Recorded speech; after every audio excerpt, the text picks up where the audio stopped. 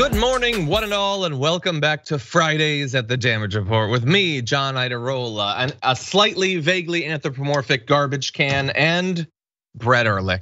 Brett, how's it going? I was an anthropomorphic major in college. I tried everything. I don't know if no one can see it. Anyways, don't worry. Right. I had a whole funny bit that I forgot about until we were about to start, and it just didn't work out the way I wanted to. So I apologize to everyone for not just like being super hilarious right now. I really let everyone down. And like next week, you could have just said hi, John, and then I would have rolled on. Like I think you expect the expectations for you a bit high. Let's just say the following has happened right before shows on this network when anyone makes the mistake of asking me to be on them. So just now I tried to pull off a bit, could have just gone normal, but it kind of made me stumble. So now I'm flailing and I could have kept it together, you're right, but instead I'm overcorrecting. I sat in for Dr. Richie, the beginning of the week, which feels like 2 and 3 weeks ago. And his opening credit song is this trap beat that makes you want to dab. And when I dabbed, I got my hand caught in my headphones and pulled my microphone out, unplugged the thing it plugs into. And it was like dangling off the side of my desk. And I couldn't hear or really, I couldn't tell if I was hearable to anyone. It was just horrible. So I'm just a different person this week than I normally am. But John, I'm gonna try to get back in the saddle and ride off into the sunset with you and the Dragon Squad today. Because it's Friday, damn it. I'm glad about that. But let's just have fun. You feel like you're bearing this great burden. Set it down. It'll be easier to get up on the salad once you set down this burden. But anyway, yes, salad instead of saddle, and it might be my favorite thing, my favorite image. You can get back up on the salad whenever you want. It's soft. Crawl up onto it. Anyway, okay, what brief final thought do you have? What? Brief final thought. Tonight at 6 p.m. Pacific, 9 p.m. Eastern, John Iadarola will be in the common room. I'll be in the common room. What? Right, we'll see how this goes. Adriana Vega will be in the common room, and Luke Null from season 44, I think, of Saturday Night Live will be in the common room, and we will be answering such questions as at what point in your life did you realize your parents were just as stupid as you were? That's one of Luke's questions, and we'll answer it today. So join us at twitch.tv/TYT at 6 p.m. Pacific, 9 p.m. Eastern tonight. Yes. Very exciting. Well, we've got a lot to get to on this program as well. So thank you everyone for joining us. Please hit the like button and share the stream if you haven't already. And as we go through the next 90 minutes of news, we'll be taking some breaks, responding to your comments, tweets, super chats, all of that. So feel free to send those in. Early heads up, let you know a few things that are happening later on today. First of all, on Twitch, Galaxy Brain with Ben Crollo, who joined me on the program yesterday. That'll be going live at 4 p.m. Eastern time. 1 p.m. Pacific time, and then inconveniently at the exact same time at youtube.com/TYT Sports, Ricky Strom will be going live with sports and gaming and politics and other things. So you can open up 2 tabs or you can choose, but choose wisely. Galaxy Brain and TYT Sports taking up your afternoon today. So anyway, with that, Brett, why don't we jump into the news? Sure. I think that was as brief and as smooth as nice. Some of the early census results are now in, and we've been wondering what is going to happen. I mean, we only get one of these every decade, and they're incredibly significant, not only for giving us information about how America is changing and shifting as the years go by, but of course, very soon, the information we'll be discussing here is going to be translated into gains and losses in political power, in states and in the federal government. So we're gonna talk about both aspects of that, the change and some of what we think we know about how it might affect politics. Let's start off with some of the top level analysis. Overall population growth slowed dramatically over the past decade.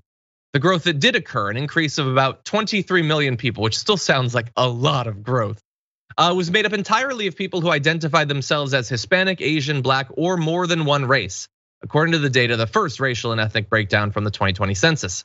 So let's talk about how each of some of these groups has changed over time.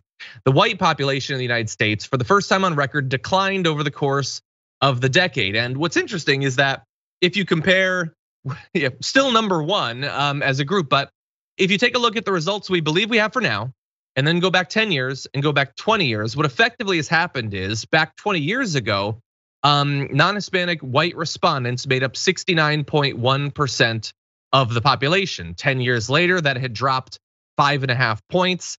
10 years after that, it's dropped about another 5 points. So about 10 points in 20 years. So that's a significant difference.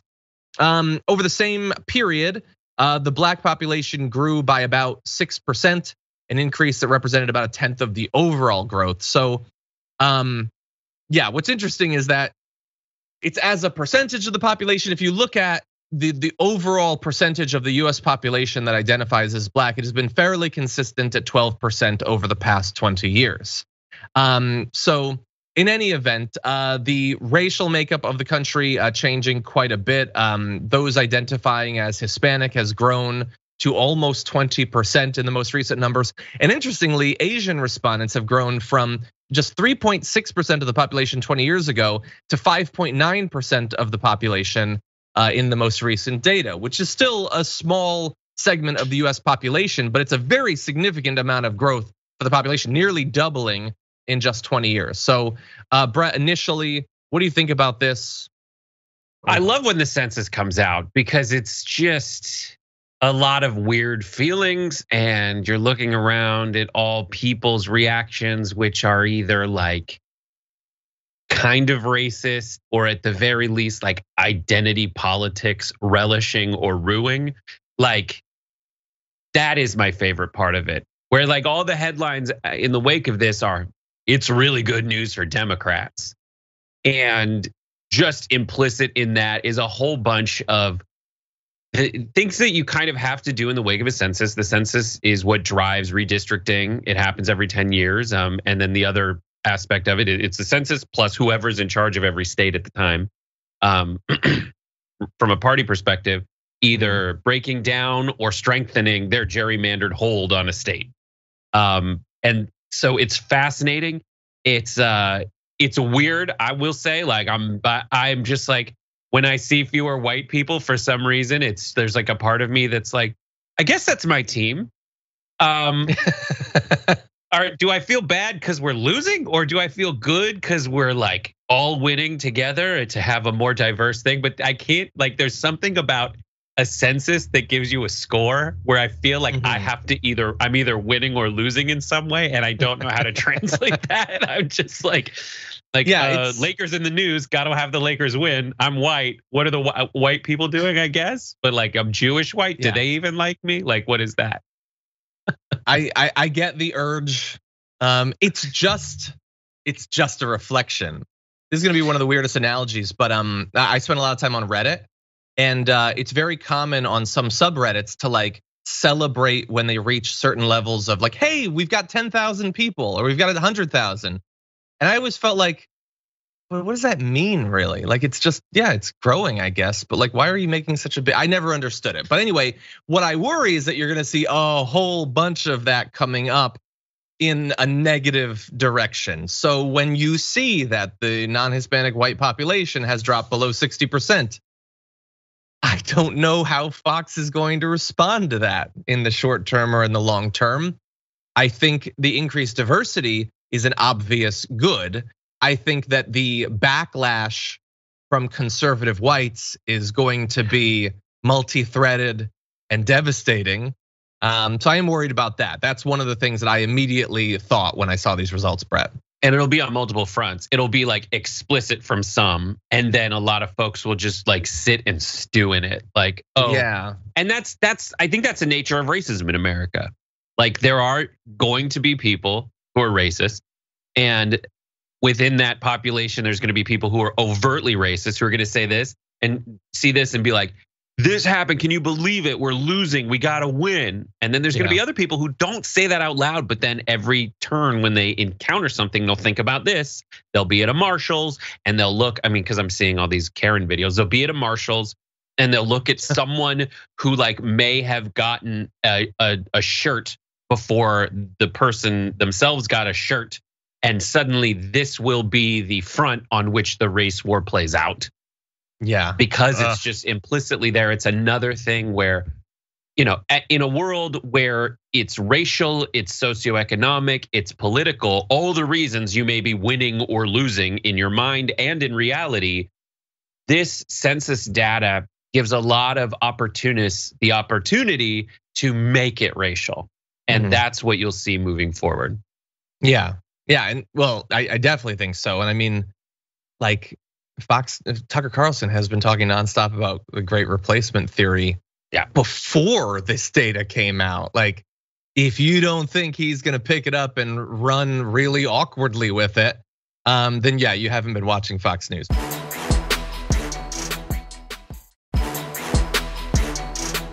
Now that said, let's turn to some of the political implications. As the census data is coming in, it is clear that some areas are growing faster than others.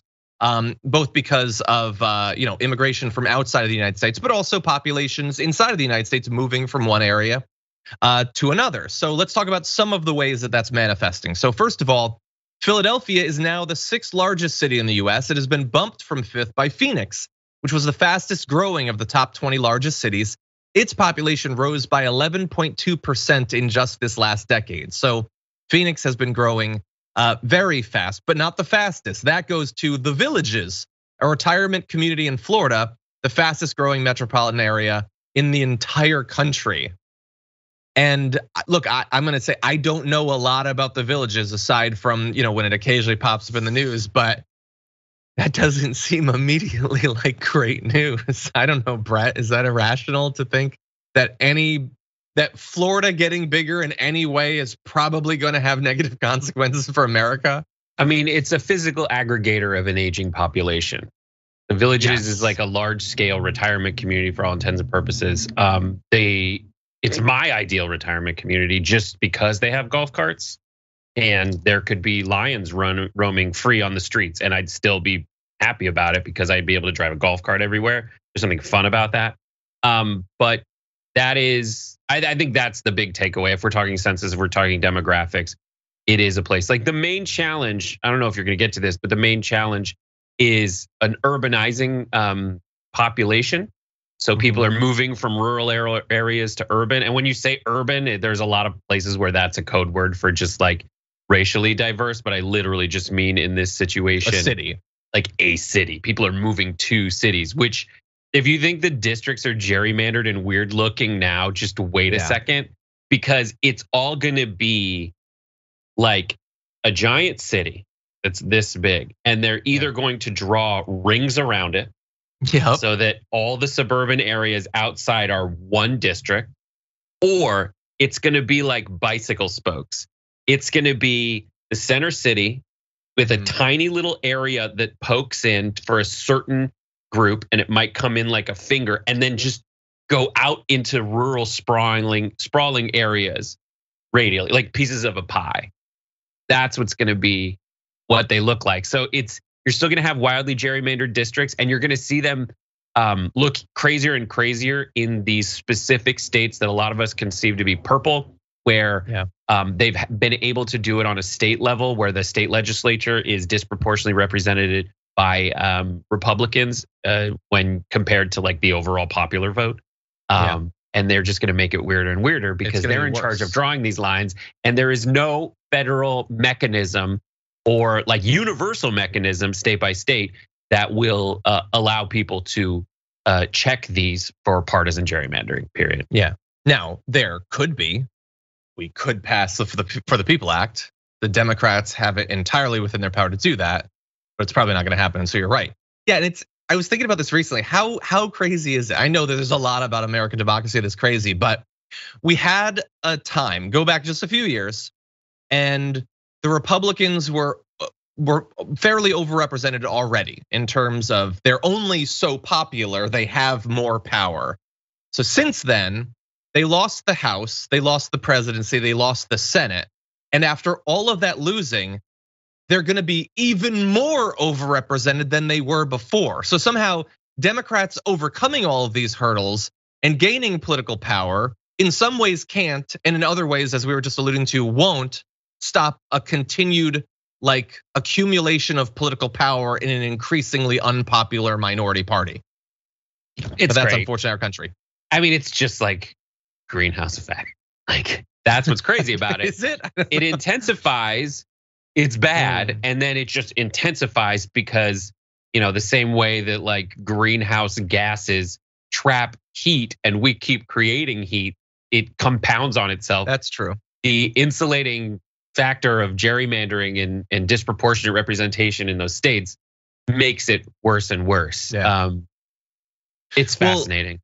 It is fascinating, and as I've been saying, we also want to get an idea of how this is going to translate into political power. And so, thankfully, Brett and I are experts on that. No, we're not. I don't know. I'm just going to be looking to those who apparently are for whatever reason. So, some of the people who either have it as their official job or have a reputation of most of the time getting some things right, grains of salt all over the place, have responded to the census data saying things like this. So Dave Wasserman said, early read, based on the strong urban and weaker rural numbers I'm seeing, this is a much more favorable census count than minority advocacy groups and Dems had feared. He went on to say Democrats have reason to be happy. He cited the higher than expected population tallies in New York and Chicago and the steady growth of the nation's Hispanic population. So what that's a reference to is something that if you've been watching the show for a long time, we've done like 50 videos about this over the past few years. Many Democrats had feared that Latino and urban voters would be badly undercounted amid the coronavirus pandemic and the Trump administration's effort to ask about citizenship status. So there were a lot of reasons over the past few years to think that some populations might be significantly undercounted. It is still entirely possible that that has happened, whether it's Hispanic voters or young voters or voters in particular cities. But so far, the results don't scream out that that is likely what happened. And to focus on just a couple areas, Georgia is just 50.1% non-Hispanic white now. That has been dropping. It could be majority minority, since a lot of these results are coming from more than a year ago. So in terms of the Democrats' odds of maintaining those Senate seats, that's going to help them by a couple percentage points. So in terms of some of this early stuff, Brett, what do you think?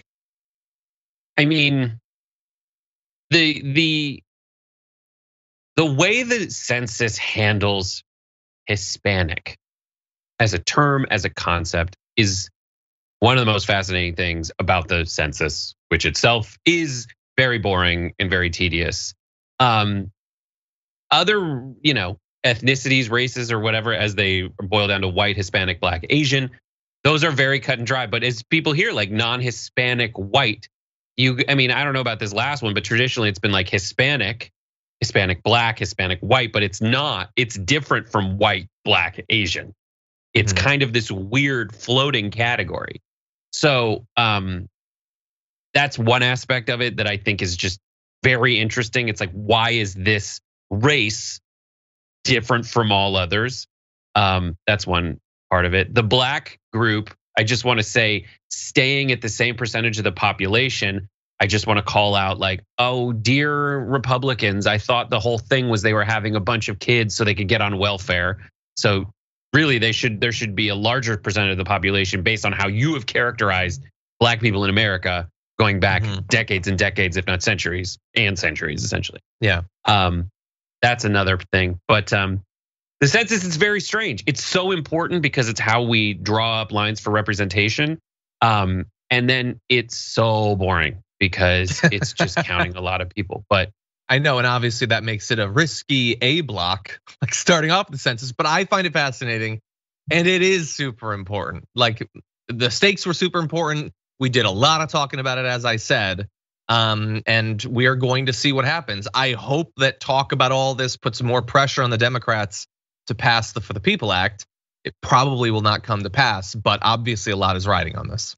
And the last part about the Hispanic population as it relates to electoral politics is you turn on any big news station and they will say the Hispanic population translates to votes for Democrats, which is just not as true as they want you to believe it is for various reasons. One, it's not like a uniform chunk of people. in any way. Yeah, they all speak the same language, but does that put Americans on the same? Are we the same as people from Belize because they speak English there? Like, is that would you equate those two, or are they Latin Americans? Like, that's a big question mark. But that's how people lump them together. But you have a lot of differing circumstances, largely due to the nature of American interventionism and how people feel about Republicans and Democrats. You got Cubans, you got people who are fleeing certain countries that either America set up or has tried to set up the governments of and failed. So it's not a uniform block. And then there's differing opinions on immigration as a key voter issue based on whether you want more or don't want more, because your family either got through and you don't want others to get through, or you went through the, people are like, I went by the rules. This is similar to how people feel about college debt forgiveness. Agreed. Okay, we'll be talking more about it in the future. For now, though, we do have to take our first break, so we'll be back in just a sec.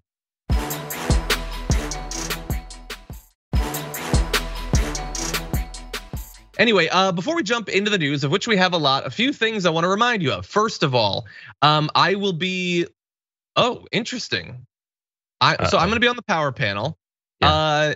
Is this accurate? It's Adrian and Michael still, right? Right, Brett? Yeah. Yeah, okay, this hasn't been updated. Anyway, Michael Schur and Adrian Lawrence will both be there. We're gonna be doing the first hour. JR will be taking over, and Brett, who will he be joined by? JR will be joined by Francesca and Nando. That sounds awesome. Definitely tune in, enjoy that. Now, today, if you want to watch that power panel, you can watch it at youtube.com/The Damage Report. But this will be the last day of what is called the multicast. Starting on Monday, to watch the Young Turks live stream, which you freely can. You don't need to be a member of anything, a subscriber of anything like that.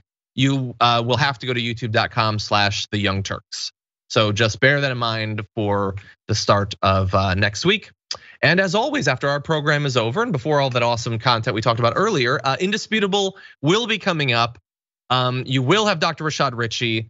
He might dab and destroy his audio equipment, but it's gonna be an awesome show. So that's coming up in just a little bit. Now with that, I was gonna say who the co-host was, but I don't think this document's been updated, so I'm a little bit worried about it. Brett, who is? Waz. Oh, it is Waz. Okay. There's a last minute cancellation. It's Waz again today. Awesome, great. Always good to have Wazzy on there. Okay, with that, why don't we jump into the news? Matt Gaetz is out there just waiting, as we all are, to find out what the investigators have been able to get from Joel Greenberg. Well, we have gotten a little bit more information now. It isn't much necessarily in the grand scheme of things, but it certainly doesn't look good for him, although it could be worse. So let's get into a little bit of what Joel Greenberg, who has previously been described by Matt Gaetz as his wingman, had to say. So he's apparently given prosecutors years worth of electronic cash transactions and thousands of pictures and videos as part of a broad sex trafficking probe. That's a lot of pictures and videos. Google Voice messages from back in September of 2018 reveal how Greenberg met online with women for him and Gaetz to meet in person. Greenberg allegedly discussed payment options with one woman who was of legal age and asked if she would take drugs before setting up a meeting between himself, Gaetz, the woman, and one of her friends. So let's go into a few of these text messages.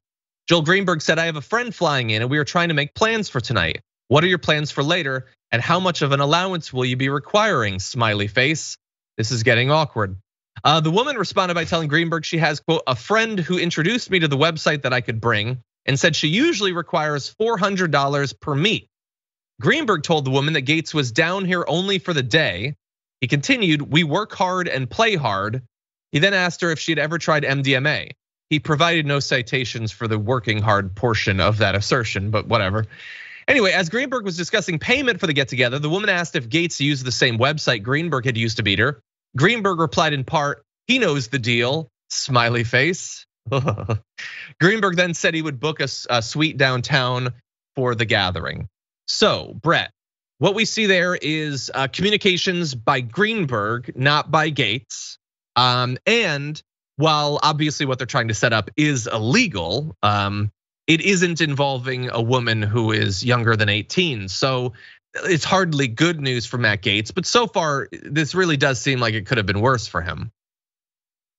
It seems like it could have been worse. Well, they could have been talking about a woman that they know is 16 or something. There was a time when, as a small government Republican, you'd get in a scandal if your best friend was a tax collector.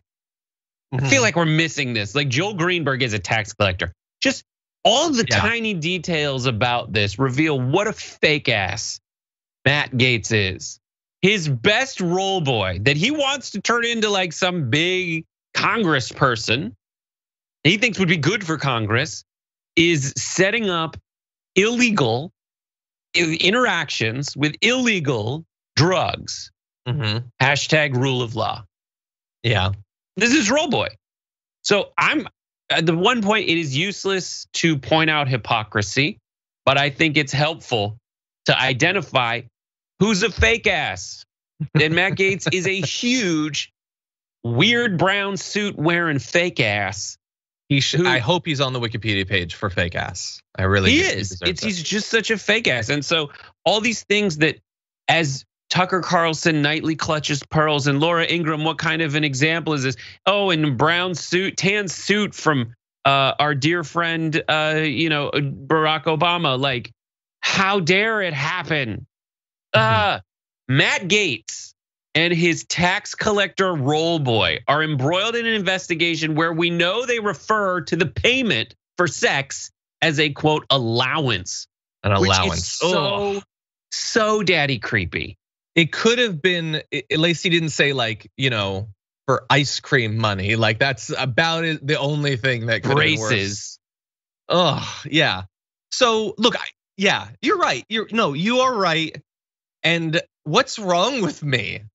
Like, okay, so they're doing illegal drugs. They're they're paying prostitutes. That's it. Yes, I am broken. Okay, now of course, look, the undercurrent that we have always woven into every one of these stories is I don't think MDMA should be illegal.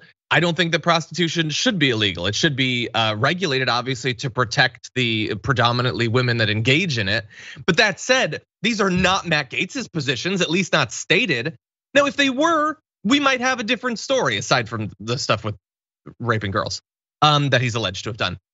If he was saying, look, yes, everything that you've seen so far is true. I did frequent the services of a prostitute. I did do MDMA. I believe all of it should be legal. And if you want to send me to jail, I will go as a political prisoner because I believe it's important that these things get legalized, taken out of the shadows so that the people engaged in them could be protected. But he's nowhere near that. And so we come off of Cuomo rightly resigns for all the things he's done. Matt Gaetz he's probably not even gonna be asked questions about this most recent date. Isn't it a weird set of double standards? They should both be out of government for the rest of their lives. I've been a very staunch proponent of double standards because having more of anything is good. So twice as many standards, why not? That's true. I'm for as many standards as possible, especially when they benefit me personally and hurt my opponent in the long run. I just don't see even if just in a petty way. But there's a very real aspect of that is just setting expectations. And it really comes down to this.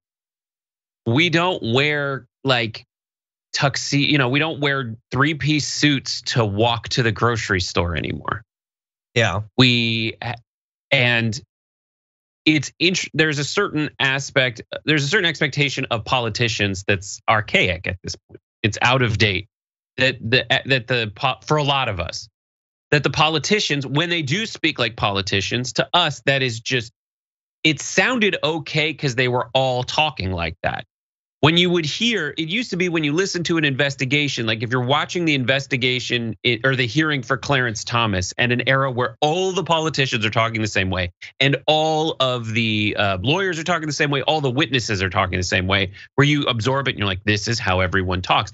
It's like when you're watching like a Shakespeare play. It's not weird because they're all talking like Shakespeare in this outdated way.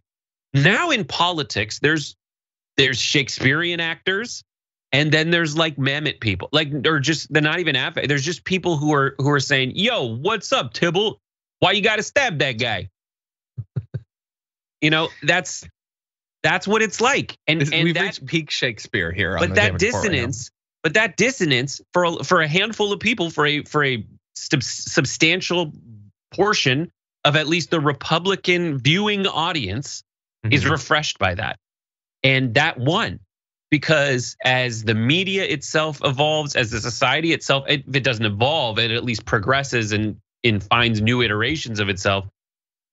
Folks have, you kind of exposed, like, it's like when Austin Powers exposed that James Bond was getting ridiculous. And now you can't look at James Bond the same way. You have a lot of people like Trump who are out there on stage with 17 other Republicans and just make fun of them for talking like weird politicians. And that resonated. And Matt Gaetz is trying to capitalize on that. He's adjusted expectations. So when you find out that he's been accused of allegedly trafficking underage girls, he's brought your expectations down so far that it isn't as weird as something in you believes it should be. Yes. Yeah, and buttressed by things like the fact that their base has been trained to believe that all of these accusations are always made up, except when it's on the other side, then it's totally legit, and to think that it's cool in some way. Like they want it to be illegal for other people, but they kind of think that it's cool when like one of their people gets away with it. But yeah, you are totally right. So we'll see if any of it catches up to him. People in the chat were like, John, don't give him ideas. But like in my idea, he's in jail. So isn't that something? I don't know. Anyway, with that, let's move on to one of the most ridiculous stories that I've seen in a long time. We're gonna launch right into this video. But some of the crazy things in it. Let's plant flowers on the side of the road. Let's study impact collisions between animals and humans on the road. What about the windmills? The windmills kill so many birds, and yet they're taking us toward the Green New Deal. Yeah, well, and another part of that Green Deal is the huge solar farm that they have out on the border of California and Nevada, thousands of acres of concave mirrors that magnify the sun toward 3 towers, heat up the liquid in there and turn turbines. But they weren't anticipating that there would be hundreds and thousands of what they would call flamers, because when the birds fly through, if they survive the windmills, then they hit that magnified sun, explode in flame, and down they go, bird guts all over the mirrors. So that takes some cleaning up. This is the green stuff that's just out of control. That got weird at the end. I don't know why the guts there, but anyway, this is the green stuff. I don't know if he's still talking about the guts, or if he's being even more dismissive of the Green New Deal than Nancy Pelosi famously was. But anyway, that is Louie Gohmert one-upping that straight-faced OAN reporter with her flowers on the side of the road in talking about the flamers. The fact that you say you want renewable energy, clean energy, but clean energy is mass bird murder, if you even believe that birds are real. So here is the most surprising thing. No, Brett, you can respond. I'm gonna tell you what I was shocked to find out. But first, what's your reaction to the flamers comment? I love it. Louie Gohmert's like, there's birds on fire. Their guts getting all over my solar farms. They got another one. What's your complaint? Like, for all the time they're like, I can't believe the tiger shrimp are the reason we can't put this dam here and flood a town. Now they're like, save the flamers. Save the birds. I don't want to have to clean up that mess. At the same breath, she's like, they care about, I can't believe they care about like roadkill. And then they're like, how dare there be hot birds, hot wings everywhere. Hashtag hot wings for all. Like, what's your complaint? Like, what are you mad? I it's very doubt they care about the dead birds. But here is the most shocking thing you will hear on this episode of season 1 of the Damage Report, or possibly any other episode in this season. Everything Louie Gohmert said there, not everything, most of what he said there is true. Yeah, I was shocked to find out there are some gaps there and some issues we'll get into. But a 2014 report by CBS looked at a solar facility in California's Mojave Desert where roughly 6,000 birds die each year. The report cited a federal investigation of 3 Southern California solar facilities that they said act as a mega trap, attracting insects, which in turn attract insect-eating birds, which are then incapacitated. No word on why the insects don't turn into flamers. And anyway, in this report, the birds were referred to as streamers, which is, and I did research, the closest I was able to find in any of this to flamers. So I don't know where the flamers come from. I don't know if he'd recently eaten at Kenny Rogers Roasters. I don't know. But anyway, John, you know, a Republican he's stupid congressperson using that word. No, I feel like it can't be. So listen, my dad, there used to be this electronics store called The Good Guys, and my dad would be like, the two guys. We have the two guys. Can we go to the two? Is it the two guys? Is it the best two? Like, you kind of mix things that are kind of floating around in your mind if you can't exactly remember it. And so he couldn't remember streamers. So he dropped another word that sounded like it that was already in his vocab. Yeah. If you know what I mean. I get what you're saying. No word yet on who his favorite Twitch flamers are. We've got some coming up later on TYT actually. Anyway, so look, that was the 6,000. According to a study from back in 2016, roughly 140,000 birds die annually in the United States because of solar power plants. So there's a lot of streamers out there, a lot of flamers. Here's the thing. Everything he said other than the flamers thing is true. And even more surprising, references actual studies, which I don't think he's ever done before. However, this is an instance of where technically telling the truth actually takes you a long way away from the truth. Because while yes, these birds do die from solar plants, that does not mean we shouldn't have solar plants or that solar plants are worse than the alternative, which they are not.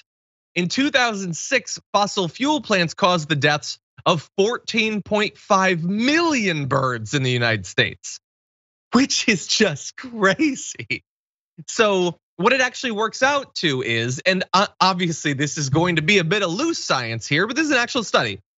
I'm taking this from Contextualizing Avian Morality in 2009, a study by Benjamin Sovacool, who found that wind farms and nuclear power stations are responsible for between 0.3 and 0.4 bird deaths per gigawatt hour, while fossil fuel power stations are responsible for about 5.2 fatalities per gigawatt hour, a far higher rate. So look, if you want to come away from this thinking, my God, every way we make power kills a lot of birds, I get that, and you're right. But this is clearly better than what we have right now, and no mention of that is made by Louis Gohmert or the woman he was talking to. There's a special category of like Newsmax host at this point. There's another video that's going around where they just cast who they think is a version of a Fox host. So you get Marjorie Taylor Greene on one of these in the last 24 hours. Marjorie Taylor Greene, Louis Gohmert, and a random like vax paranoiac who says that they're magnetized. And you have to see this person who's just like reading a script. Wait, no emotion. Wait, no, they have to agree with the person on camera with them, but just like not expecting the thing that this Congress person, the kind of people that they wanted to interact with on a daily basis when they started pursuing a career in broadcast. Well, they're against the crazies of them. And they're like, I went to journalism school. Granted, all these skills would apply to a travel show, but I know how to read a prompter. Why is it this crazy? Why am I talking about flamers? Yeah, I don't know. Anyway, we are gonna take our second break though, but stick around because when we get back, we're gonna get into one of the most tragic stories of recent news. So we got that coming up for you after this.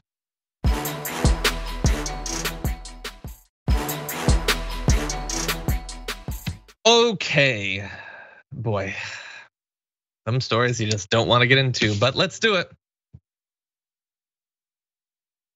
By this point, you've almost certainly heard about the QAnon dad who killed his two kids. This is Matthew Taylor Coleman, charged just 2 days ago with foreign murder of US nationals in connection with the death of his 2-year-old son and his 10-month-old daughter, according to the US Attorney's Office for the Central District of California. Authorities said Coleman confessed to the killings and told the FBI that he used a spear fishing gun to stab them. And so look, no matter what other details come out of the story, it's just about as tragic as you can imagine a thing happening to a family, but the details that have come out do make it even worse against all odds. A criminal complaint alleges that he told the FBI that he killed his children because he believed they were, quote, going to grow into monsters, and that conspiracy theories led him to believe that his wife had passed down her serpent DNA to the children. Coleman's wife contacted Santa Barbara police after her husband had taken the kids out on Saturday, but didn't tell her where they were going. She got concerned eventually, and the police alerted the FBI. There was an investigation. He was later detained at the border where they found blood in the vehicle. And the complaint alleges that Coleman confessed to the killings upon being interviewed on Monday and gave authorities the location of the murder weapon and the discarded bloody clothing. He also identified 2 bodies recovered by Mexican authorities as those of his children.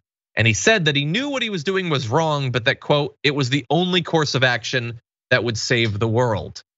And of course, this has been spread quite a lot in the last few days, this story, as well as identifying him as being supporters of a variety of different conspiracy theories, including QAnon. Brett, what are your thoughts? It's a soul-crushing story.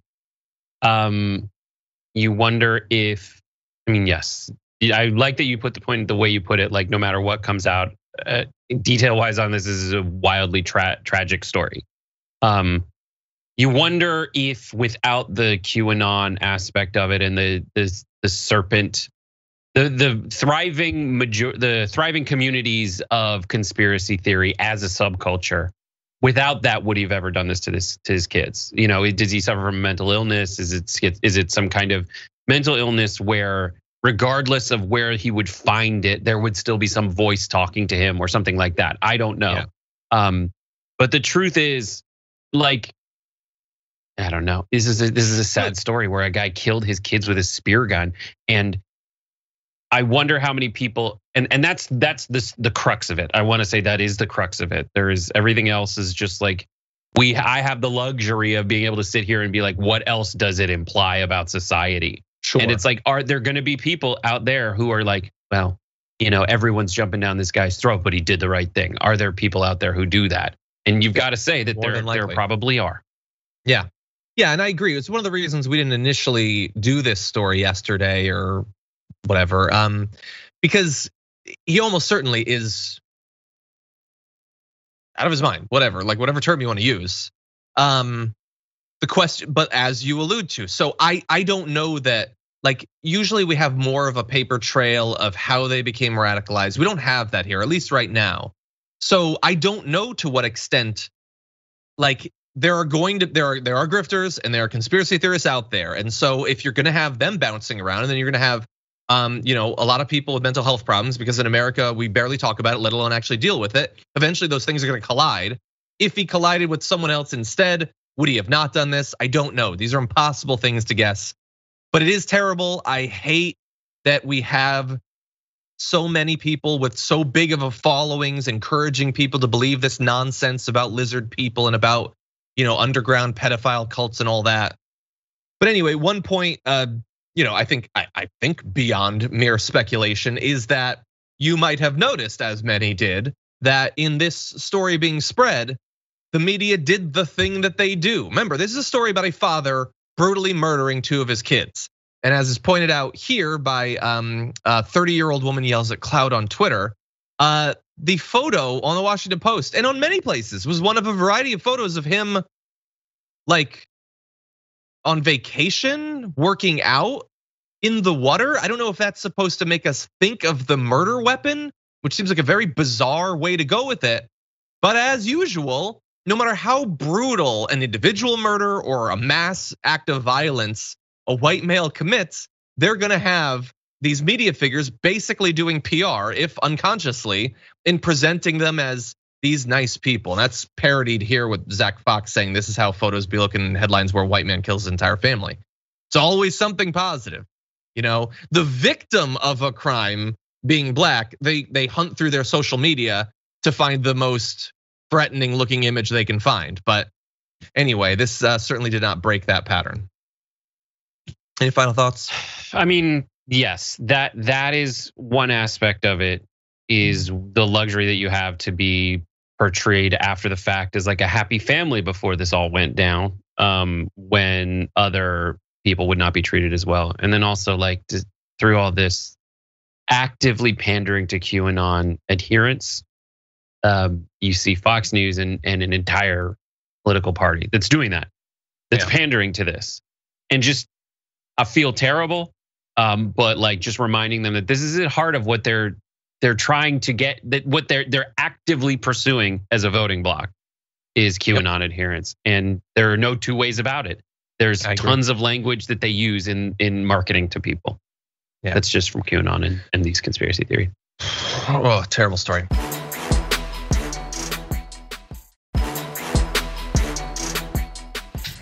Okay, we are running very low on time, but we do want to do this last story with the time that we have remaining. So let's jump into this.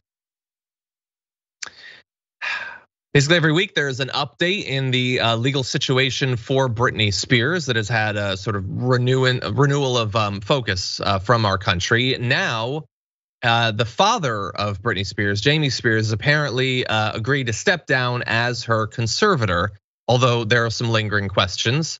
So, according to the father's court document, there are in fact, take it with a grain of salt, there are in fact no actual grounds for suspending or removing Mr. Spears as the conservator of the estate, and it is highly debatable whether a change in conservator at this time would be in Mrs. Spears' best interest. So, supposedly going, but not without a few parting shots.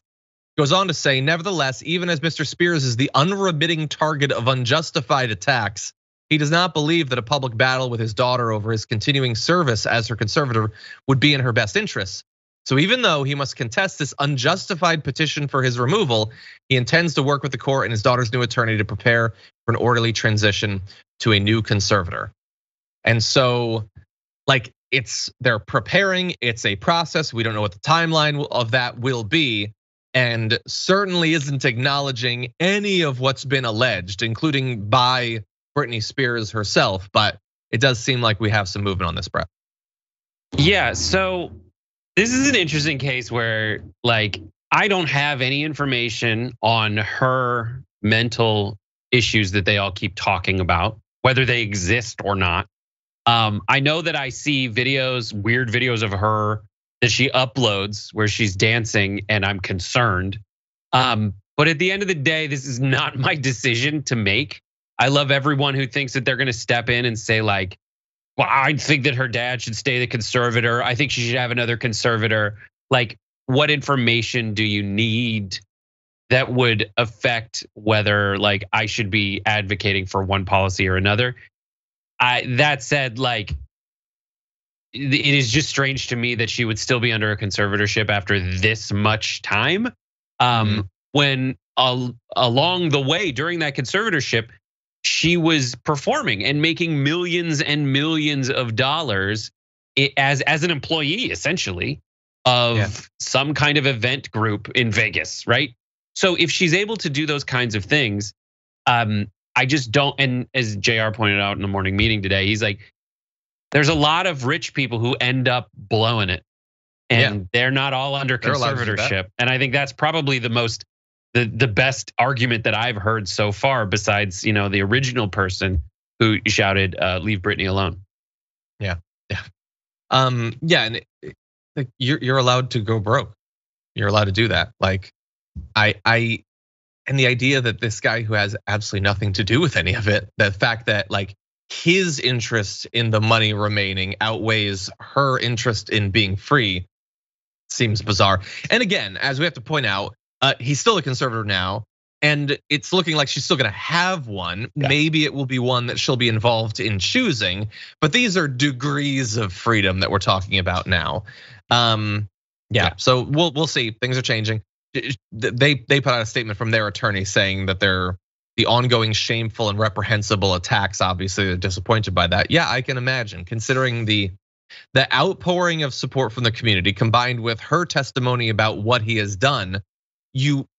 I don't know, I might have thought you'd want to go out like with a little bit of dignity, but apparently not going in that direction. Yeah.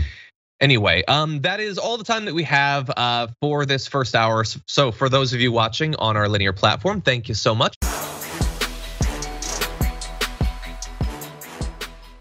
Thanks for listening to the full episode of The Damage Report. Support our work, listen ad-free, access members-only bonus content, and more by subscribing to Apple Podcasts at apple.co/TYT. I'm your host, Johnny Derola. I'll see you soon.